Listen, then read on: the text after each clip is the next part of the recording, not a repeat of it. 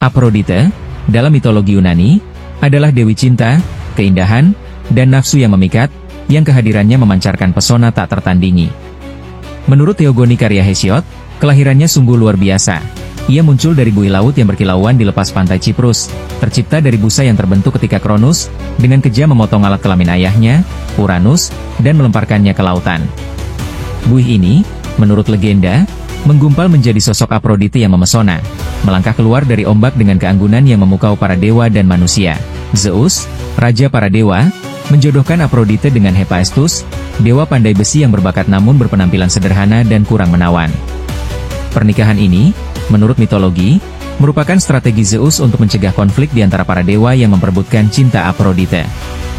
Hephaestus, meski kikuk dan tidak setampan dewa lain, adalah pengrajin ulung yang memiliki bengkel legendaris di Olympus, tempat ia menciptakan karya-karya megah seperti petir Zeus dan perisai Achilles.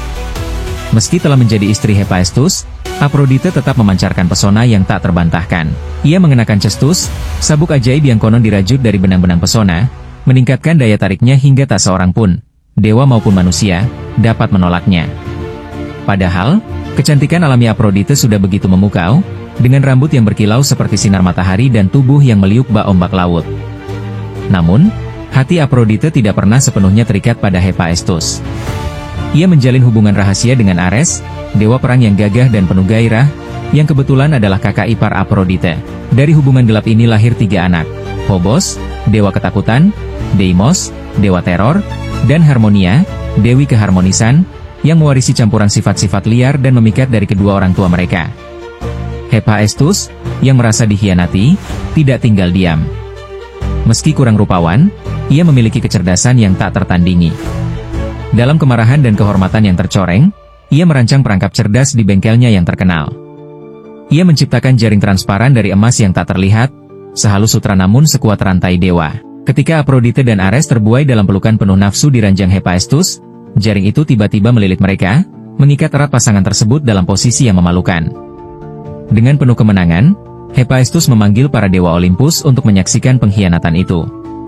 Para dewa, seperti Poseidon dan Hermes, datang dan tertawa terbahak-bahak melihat Ares dan Afrodite yang terperangkap tanpa busana, sementara para dewi, seperti Athena dan Hera, menolak hadir, mungkin karena jijik atau menghormati martabat mereka sendiri. Adegan ini, menurut mitologi, menjadi salah satu momen paling memalukan di Olympus, namun juga menunjukkan kecerdikan Hephaestus yang sering diremehkan. Setelah pernikahannya dengan Hephaestus berakhir, Afrodite, yang selalu penuh keajaiban, memulihkan keperawanannya dengan mandi di laut dekat Paphos, Ciprus, tempat kelahirannya.